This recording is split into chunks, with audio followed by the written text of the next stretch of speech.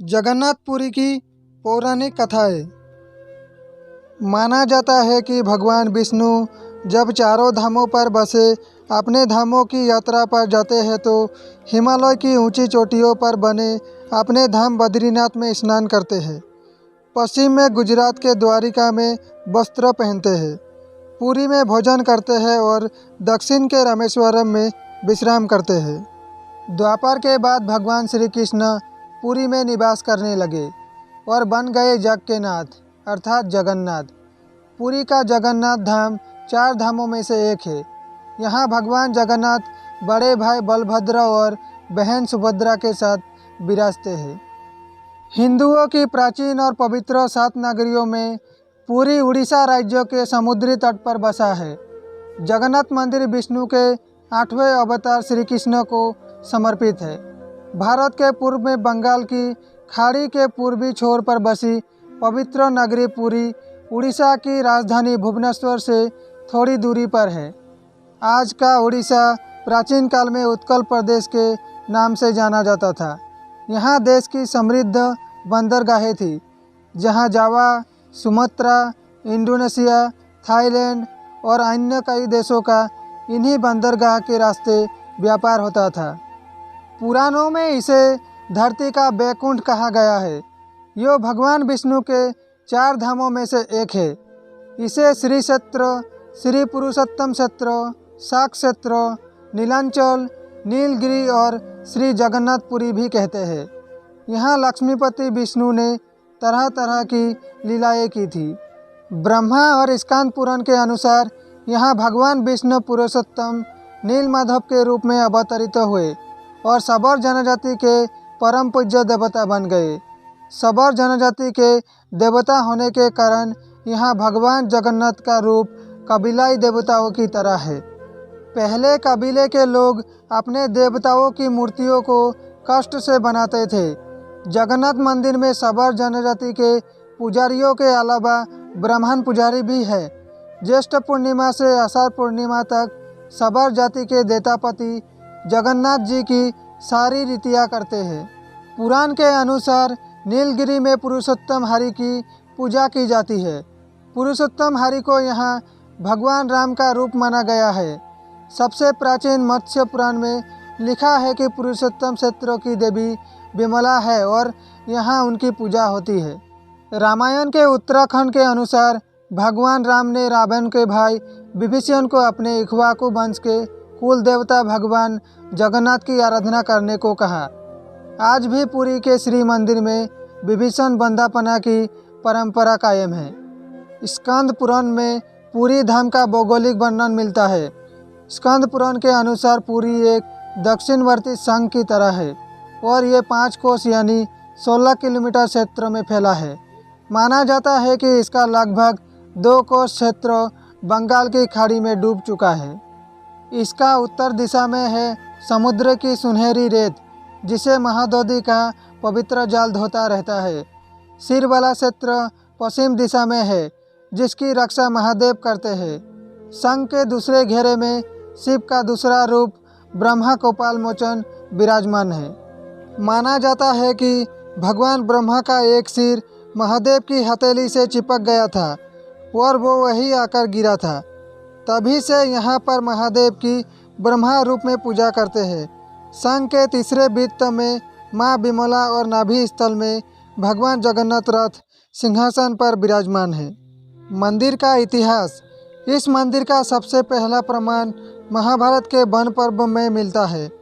कहा जाता है कि सबसे पहले सबर आदिवासी विश्व बसु ने नीलमाधव के रूप में इनकी पूजा की थी। आज भी पुरी के मंदिरों में कई सेवक हैं, जिन्हें देवतापति के नाम से जाना जाता है। राजा इंद्रद्युम्न ने बनवाया था यहाँ मंदिर। राजा इंद्रद्युम्न मलावा का राजा था, जिनके पिता का नाम भारत और माता सुमति था। राजा इंद्रद्युम्न को सपने में हुए थे जगन्नाथ के दर्शन। कई ग्रंथों में राजा इंद्रद्युम्न और उनके यज्ञ के बारे में विस्तार में लिखा है। उन्होंने यहाँ कई विशाल यज्ञ किए और एक सरोवर बनवाया। एक रात भगवान विष्णु ने उनको सपने में दर्शन दिए और कहा, नीलांचल पर्वत की एक गुफा में मेरी एक मूर्ति है, उसे नीलमाधव कहते हैं। तुम एक मंदिर बनवाकर उसमें मेरी यो मूर्ति स्थापित कर दो। राजा ने अपने सेवकों को नीलांचल पर्वत की खोज में भेजा। उसमें से एक था ब्राह्मण विद्यापति। विद्यापति ने सुन रखा था कि सबर कबीले के लोग नीलमाधव की पूजा करते हैं और उन्होंने अपने देवता की इस मूर्ति को नीलांचल पर्वत की गुफा में छुपा रखा है। वो यो भी जानता था कि सबर कबीले का मुखिया विश्ववसु नीलमाधव का उपासक है और उसी ने मूर्ति को गुफा में छुपा रखा है। चतुर विद्यापति ने मुखिया की बेटी से विवाह कर लिया। आखिर में वो अपनी पत्नी के जरिए नीलमाधव की गुफा तक पहुंचने में सफल हो गया। उसने मूर्ति चुरा ली और राजा को ला कर दे दी। विश्ववसु अपने आराध्य देव की मूर्ति चोरी होने से बहुत दुखी हुआ। अपने भक्त के दुख से भगवान भी दुखी हो गए। भगवान गुफा में लौट गए, लेकिन साथ ही राजा इंद्रद्युम्न से वादा किया कि वो एक दिन उनके पास जरूर लौटेंगे और कहा कि वो उनके लिए एक विशाल मंदिर बनवा दे। राजा ने मंदिर बनवा दिया और भगवान विष्णु से मंदिर में विराजमान होने के लिए कहा। भगवान ने कहा कि तुम मेरी मूर्ति बनाने के लिए समुद्र में तैर रहा पेड़ का बड़ा टुकड़ा उठा कर लाओ, जो द्वारका से समुद्र में तैर कर पूरी आ रहा है। राजा के सेवकों ने उस पेड़ के टुकड़े को तो ढूंढ लिया, लेकिन सब लोग मिलकर भी उस पेड़ को नहीं उठा पाए। तब राजा को समझ आ गया कि नीलमाधव के अनन्य भक्त सबर कबीले के मुखिया विश्ववसु की ही सहायता लेना पड़ेगा। सब उस वक्त हैरान रह गए जब विश्ववसु भारी भरकम लकड़ी को उठाकर मंदिर तक ले आए। अब बारी थी लकड़ी से भगवान की मूर्ति गढ़ने की। राजा के कारीगरों ने लाख कोशिशें कर ली, लेकिन कोई भी लकड़ी में एक छेनी तक भी नहीं लगा सका। तब तीनों लोग के कुशल कारीगर भगवान विश्वकर्मा एक बूढ़े व्यक्ति का रूप धरकर आए। उन्होंने राजा को कहा कि वे नीलमाधव की मूर्ति बना सकते हैं, लेकिन साथ ही उन्होंने अपनी शर्त भी रखी कि वे 21 दिन तक मूर्ति बनाएंगे और अकेले में बनाएंगे। कोई उनको बनाते हुए नहीं देख सकता। उनकी शर्त मान ली गई। लोगों को आरी, छेनी, हथौड़ी की आवाज़ें आती रही। राजा इंद्रद्युम्न की रानी गुंडीचा अपने को रोक नहीं पाई। वो दरवाजे के पास गई तो उसे कोई आवाज़ सुनाई नहीं दी। वो घबरा गई। उसे लगा कि बूढ़ा कारीगर मर गया है। उसने राजा को इसकी सूचना दी। अंदर से कोई आवाज़ सुनाई नहीं दे रही थी, तो राजा को भी ऐसा ही लगा। सभी शर्तों और चेतावनियों को दरकिनार करते हुए राजा ने कमरे का दरवाज़ा खोलने का आदेश दिया। जैसे ही कमरा खोला गया तो बूढ़ा व्यक्ति गायब था और उसमें 3 अधूरी मूर्तियां पड़ी मिली। भगवान नीलमाधव और उनके भाई के छोटे छोटे हाथ बने थे, लेकिन उनकी टांगें नहीं, जबकि सुभद्रा के हाथ पांव बनाए ही नहीं गए थे।